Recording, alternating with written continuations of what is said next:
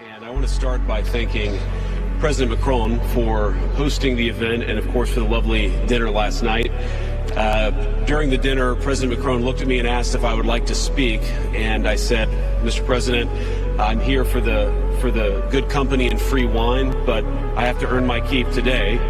And I, of course, want to thank Prime Minister Modi for being here and for co-hosting the summit, for all of you for participating. And I'm not here this morning to talk about AI safety, which was the title of the conference a couple of years ago. I'm here to talk about AI opportunity. When conferences like this convene to discuss a cutting-edge technology, oftentimes I think our response is to be too self-conscious, too risk-averse. But never have I encountered a breakthrough in tech that so clearly calls us to do precisely the opposite. Now, our administration, the Trump administration, believes that AI will have countless revolutionary applications in economic innovation, job creation, national security, healthcare, free expression, and beyond. And to restrict its development now will not only unfairly benefit incumbents in the space, it would mean paralyzing one of the most promising technologies we have seen in generations. And with that in mind, I'd like to make 4 main points today. Number 1, this administration will ensure that American AI technology continues to be the gold standard worldwide, and we are the partner of choice for others, foreign countries, and certainly businesses as they expand their own use of AI. Number 2, we believe that excessive regulation of the AI sector could kill a transformative industry just as it's taking off. And we'll make every effort to encourage pro-growth AI policies, and I like to see that deregulatory flavor making its way into a lot of the conversations this conference. Number 3, we feel very strongly that AI must remain free from ideological bias, and that American AI will not be co-opted into a tool for authoritarian censorship. And finally, number 4, the Trump administration will maintain a pro-worker growth path for AI, so it can be a potent tool for job creation in the United States. And I appreciate Prime Minister Modi's point.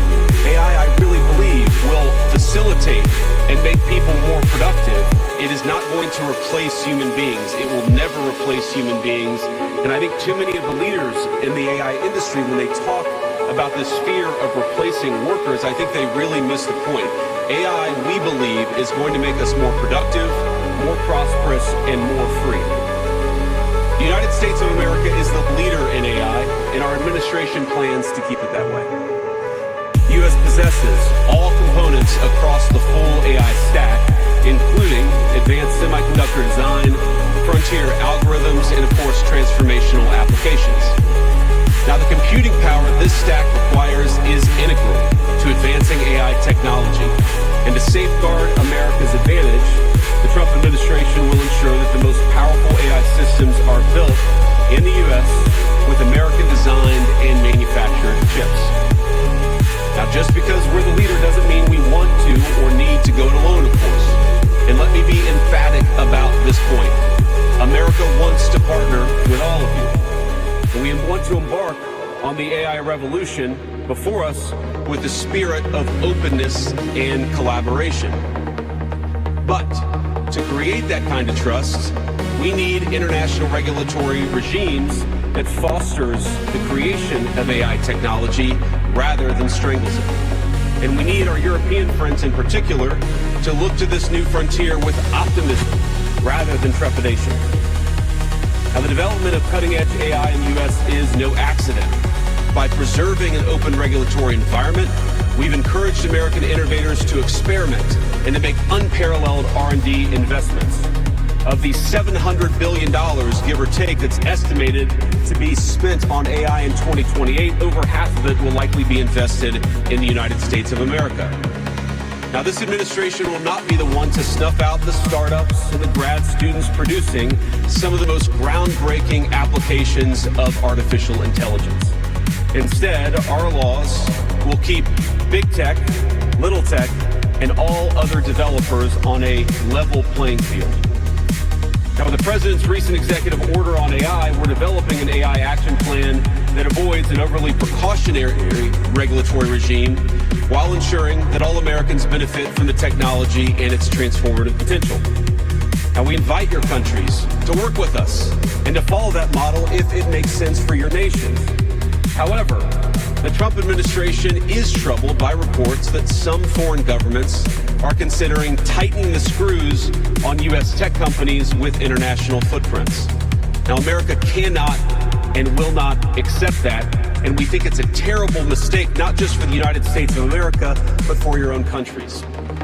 The U.S. innovators of all sizes already know what it's like to deal with onerous international rules.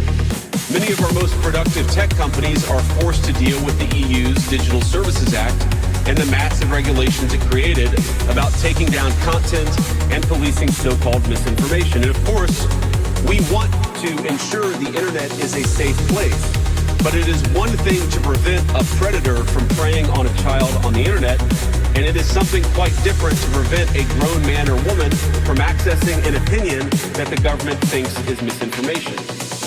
Meanwhile, for smaller firms, navigating the GDPR means paying endless legal compliance costs or otherwise risking massive fines.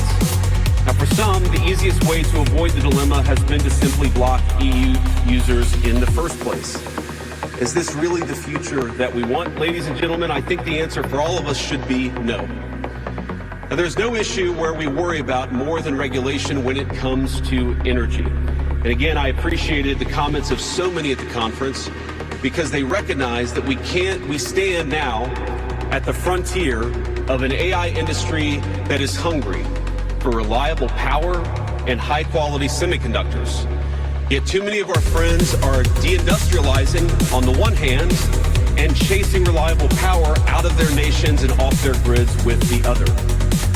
The AI future is not going to be won by hand-wringing about safety. It will be won by building, from reliable power plants to the manufacturing facilities that can produce the chips of the future. Now, at a personal level, what excites me most about AI is that it is grounded in the real and the physical economy. The success of the sector isn't just a matter of smart people sitting in front of a computer screen and coding. It depends on those who work with their hands. Even as robotics will change our factories, it will certainly make our healthcare providers better at treating diseases, but it will also depend on the data produced by those healthcare providers, by those doctors and nurses. I believe it will help us create and store new modes of power in the future, but right now, AI cannot take off unless the world builds the energy infrastructure to support it. Now, it's my view that tech innovation over the last 20 years has often conjured images of smart people staring at computer screens, engineering in the world of bits. But the AI economy will primarily depend on and transform the world of atoms. Now, at this moment, we face the extraordinary prospect of a new industrial revolution, one on par with the invention of the steam engine or Bessemer steel. But it will never come to pass if overregulation deters innovators from taking the risks necessary to advance the ball. Nor will it occur if we allow AI to become dominated by massive players looking to use the tech to censor or control users' thoughts. And I'd ask if you step back a moment and ask yourself, who is most aggressively demanding that we, meaning political leaders gathered here today, do the most aggressive regulation? It is very often the people who already have an incumbent advantage in the market. And when a massive incumbent comes to us asking us for safety regulations, we ought to ask whether that safety regulation is for the benefit of our people or whether it's for the benefit of the incumbent. Now, over the last few years, we've watched as governments, businesses, and nonprofit organizations have advanced unpopular and, I believe, downright ahistorical social agendas through AI. In the U.S., we had AI image generators trying to tell us that George Washington was black or that America's doughboys in World War I were in fact women. Now, we laugh at this now, and of course it was ridiculous, but we have to remember the lessons from that ridiculous moment. And what we take from it is that the Trump administration will ensure that AI systems developed in America are free from ideological bias and never restrict our citizens' right to free speech. We can trust our people to think, to consume information, to develop their own ideas, and to debate with one another in the open marketplace of ideas. Now, we've also watched as hostile foreign adversaries have weaponized AI software to rewrite history, surveil users, and censor speech. This is hardly new, of course. As they do with other tech, some authoritarian regimes have stolen and used AI to strengthen their military, intelligence, and surveillance capabilities, capture foreign data, and create propaganda to undermine other nations' national security. I want to be clear. This administration will block such efforts, full stop. We will safeguard American AI and chip technologies from theft and misuse, work with our allies and partners to strengthen and extend these protections, and close pathways to adversaries attaining AI capabilities that threaten all of our people. And I would also remind our international friends here today that partnering with such regimes, it never pays off in the long term. From CCTV to 5G equipment, we're all familiar with cheap tech in the marketplace that's been heavily subsidized and exported by authoritarian regimes. But as I know, and I think some of us in this room have learned from experience, partnering with them means chaining your nation to an authoritarian master that seeks to infiltrate, dig in, and seize your information infrastructure. Should a deal seem too good to be true, just remember the old adage that we learned in Silicon Valley: if you aren't paying for the product, you are the product. Finally, this administration wants to be very clear about one last point. We will always center American workers in our AI policy. We refuse to view AI as a purely disruptive technology that will inevitably automate away our labor force. We believe, and we will fight for policies that ensure that AI is going to make our workers more productive, and we expect that they will reap the rewards with higher wages, better benefits, and safer and more prosperous communities. From law to medicine, manufacturing, the most immediate applications of AI almost all involve supplementing, not replacing, the work being done by Americans. Now, combined with this administration's worker-first approach to immigration, we believe that the U.S. labor force prepared to use AI to its fullest extent will instead attract the attention of businesses that have offshored some of these roles. To accomplish this, the administration will make sure that America has the best trained workforce in the world. Our schools will teach students how to manage, how to supervise, and how to interact with AI-enabled tools as they become more and more a part of our everyday lives. And as AI creates new jobs and industries, our government, businesses, and labor organizations have an obligation to work together to empower the workers, not just of the United States, but all over the country, all over the world. To that end, for all major AI policy decisions coming from the federal government, the Trump administration will guarantee American workers a seat at the table, and we're very proud of that. Now, I've taken up enough of your time, so I'd like to close with just a quick story. This is a beautiful country, President Macron, and I know that you're proud of it and should be.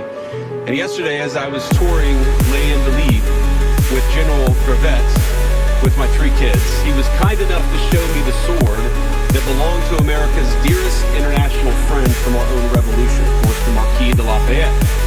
He let me hold the sword, but of course he made me put on the white gloves beforehand.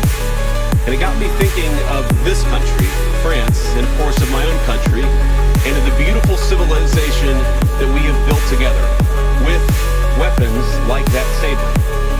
Weapons that are dangerous in the wrong hands, but are incredible tools for liberty and prosperity in the right hands. I couldn't help but think of the conference today.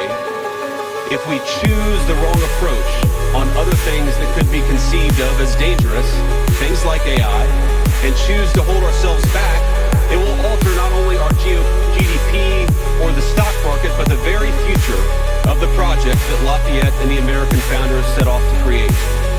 Now, this doesn't mean, of course, that all concerns about safety go out the window, but focus matters, and we must focus now on the opportunity to catch lightning in a bottle, unleash our most brilliant innovators, and use AI to improve the well-being of our nations and their peoples. With great confidence, I can say it is an opportunity that the Trump administration will not squander. And we hope everyone convened here today feels exactly the same. Thank you, and God bless you all.